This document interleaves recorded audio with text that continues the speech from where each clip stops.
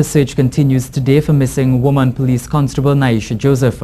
The 22-year-old mother of one went missing last Friday. Since then, several searches have been conducted in the JTUM and SWUTT area. However, officers have not found her. The search will continue in other parts of SWUTT and JTUM today. A statement from the TTCG on Monday said, on Saturday, the TTCG and TTAG conducted searches in the SWUTT's seafront area last Friday and over the weekend, but reported negative sightings of the body of WPC Nayasha Joseph, who is believed to be in that area after receiving reports that her body was dumped there. The TTCG continues to search today for the missing body of WPC Joseph. And the head of the Police Service Social and Welfare Association, Michael Seals, says more has to be done to find the missing officer. He told us less is being done for her as compared to what is done for any other member of the population. From a demonstrable position that we cannot get clues or even make some measure of inroad into one of our own, then what do we leave for the public? That is something that has to concern us. He said it's a nightmare for officers when time continues to pass and no progress is made in the case, especially when it is one of their own. The police service always treat a missing person with a high degree of investigations to try to get to the at least some conclusion as to what has happened. And more importantly, the more time that person remains missing is the worse that normally is the end result on conclusions. With the murder toll over 100 in the first 69 days of the year, the former head of the National Operations Center, Gavin Hira, says all government ministries must work together to deal with the situation and not just leave it up to the Ministry of National Security. And this has nothing to do really with the acquisition of technology. This has nothing to do with buying more equipment and spending millions of dollars. The intelligence-led concept deals specific with an intergovernmental, interministerial approach. It is not just only the Minister of National Security.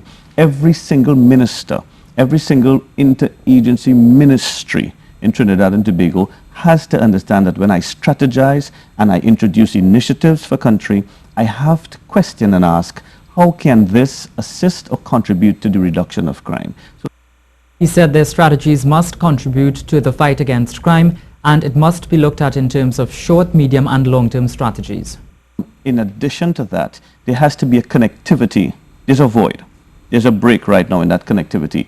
It has to be an integrated systems approach whereby all of the ministries are connected by a robust ICT backbone, and the technology would allow information sharing. Now there's a difference between information gathering and intelligence gathering. When you collect the information, you can then analyze that information through the intelligence cycle and produce a product that can assist law enforcement.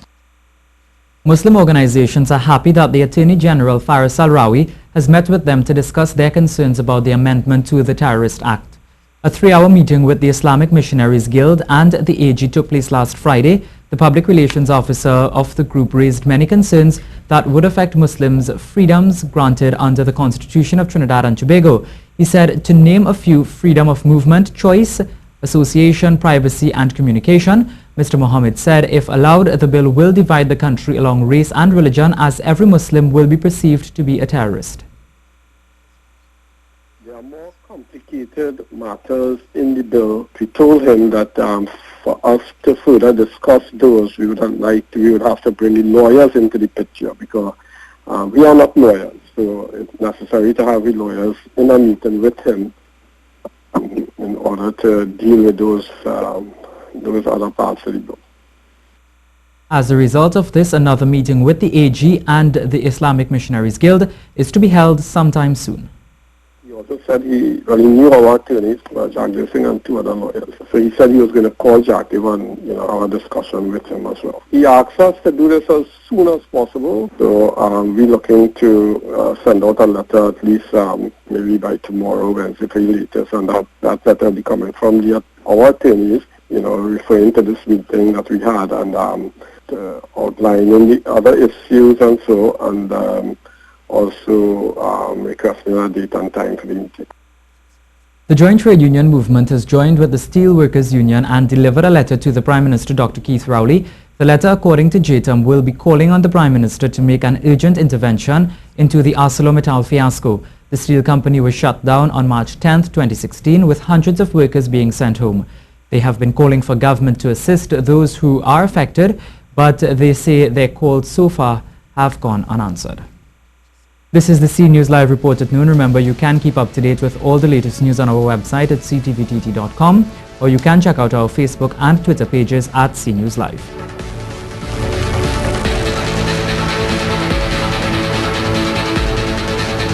A second tranche of shares in First Citizens is up for sale today. The majority state-owned bank is offering about 4.5 million shares at $32 each. The shares represent approximately 19.3% of the bank's issued share capital.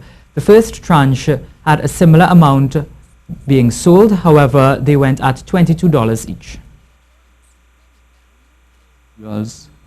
In the allocation of the shares, individuals would have been entitled to receive 15% of the shares on offer. Okay. And there was a significant oversubscription in that particular bucket. This time around, individuals have been allocated a bucket of 55% of the shares, meaning that 26 million odd shares will be made available to individuals. He said there is also another bucket for institutions. So if the shares are not fully taken up by individuals, what has been assigned or allocated to them, it goes to the next bucket. And if it is not taken up in that bucket in total, it goes to the next bucket. There is a cascading effect. Okay. The offering of shares opened at 9 a.m. on Monday and closes at 4 p.m. on March 24th, 2017. Caribbean Airlines is set to implement a new booking system, which they hope will reduce the number of passengers stranded while waiting for standby flights.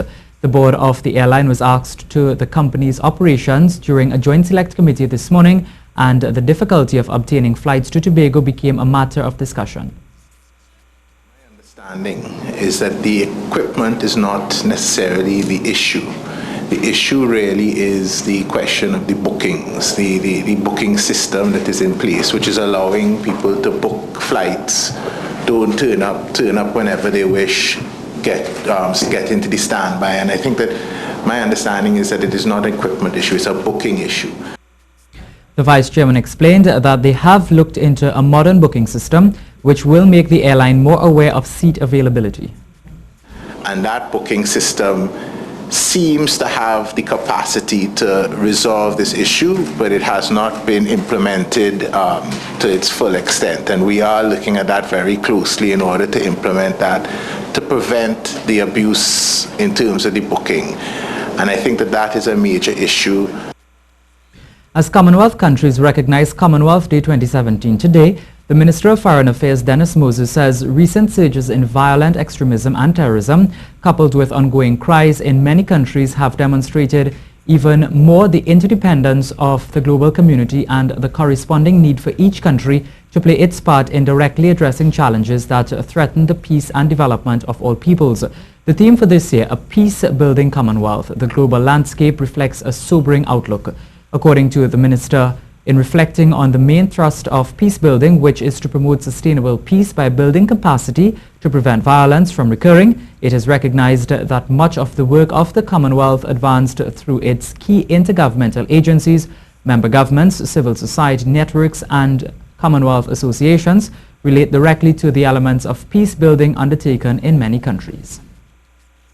Now for the weather, generally sunny conditions with a few cloudy periods and brief showers developing by late afternoon. Tonight will be mostly clear and cool. The rough seas bulletin remains in effect. Small craft operators, sea bathers and all other marine interests are asked to exercise extreme caution in any sea-related activities. The Communication Workers Union wants to know why government went about announcing the decision to dissolve the Tourism Development Company without having consultation with the relevant stakeholders, especially the union representing the workers. As a result of this, some 112 workers aren't sure if they will be employed in the near future. The President General of the union, Joseph Remy, said The union was disrespected by the government as it took the decision without consultation. A government that has committed itself to tripartism has taken a unilateral decision without consulting the social partners, and to us is a betrayal. And we still would want to ask what would have given rise to the sudden decision. As a result, the union is calling for government to meet with them before the TDC is dissolved. The group also wants the Minister of Tourism, Shamfa Kojo, to be fired since it said she has not put forward any tourism policy since her assumption to office. You were saying that the company that you are working with in today, without any prior knowledge, is going to be dissolved. And the method by which this was done is totally absurd, and it is discourteous, disingenuous, and this is why we are saying that this thing has to be put on hold and let us engage in discussions, because we are not averse to any discussions on the future direction of the TDC. But in the face of a recognized majority union, and you are impacting on workers' terms and conditions of employment, then you have a legal obligation to consult and meet and treat in good faith. And that is where we are challenging the minister's decision. Now, Tobago has already started discussions on having the tourism agency in place. It will be to market the island. Chief Secretary Calvin Child says there are several issues which need to be addressed on the island, and the work is being done. Part of the challenge, as you know, is how do we move to one, increase our room stock, two, create the levels of standards required so that we have high rooms. Three, how do we encourage further airlift? Four, if you wish, how do we encourage foreign direct investment into the industry? And then, of course, in respect of airlift, the whole issue of the domestic air bridge. So he also said negotiations for sandals in Tobago is moving apace. And we sought to establish the general framework for the operations of the board, and at the same time to begin to set some specific timelines when we can get some things going. And in fact, I have been informed that with the interest shown by Sandals, there are other operators, brand hotels, that are also showing interest. So once we can prosecute our case effectively. Staying in Tobago, and Assemblyman and member of the minority in the Tobago House of Assembly, Mr. Fali Augustine, is seeking legal advice after being asked by the administrator of the Division of Education via letter to choose between being an assemblyman or a school teacher, as he was told he cannot perform both duties. Mr. Augustine turned the matter into a legal one, and Martin George is his lawyer. When questioned on our GMTT program on Monday morning about the matter, Chief Secretary Calvin Charles said he is to be provided with a file today to be better informed about the situation. Where that he has been probably asked to choose. Okay. But as I said, I shall be looking at that matter and seeing where it is. But the point needs to be made that the administration, and in this case the public service, has a responsibility to do what it has to do under the law. So we'll see where the action goes and how it will be resolved at the end of the day, because it is an issue. Prior to winning his seat in the January 23rd THA election, Mr. Augustine worked as an educator at Speyside High School. He said he still teaches and was paid for the month of January, but has not been paid for February just yet. Mr. Augustine has been a contract teacher under the Division of Education for 7 years. Now, the United Protectors is hoping to turn around the leadership of the Public Service Association. The group, led by former General Secretary of the association, Oral Saunders, addressed the media at City Hall on Sunday. We have noted that the prevailing socio-economic conditions of the economy continues to affect us negatively because we live on fixed incomes. However, public officers continue to produce and excel on a daily basis. During these turbulent times, every public officer demands to be respected by his employer, and that our union will once again assume its critical role in partnering in the governance of our country. The group is also concerned about outstanding negotiations for the collective bargaining period 2014 to 2016. Public officers have observed that the collective period has ended and we do not know if, how, or when any proposals were made on our behalf. We were not consulted, nor did we participate in any reasonable process to develop submissions to the CPO for the collective period.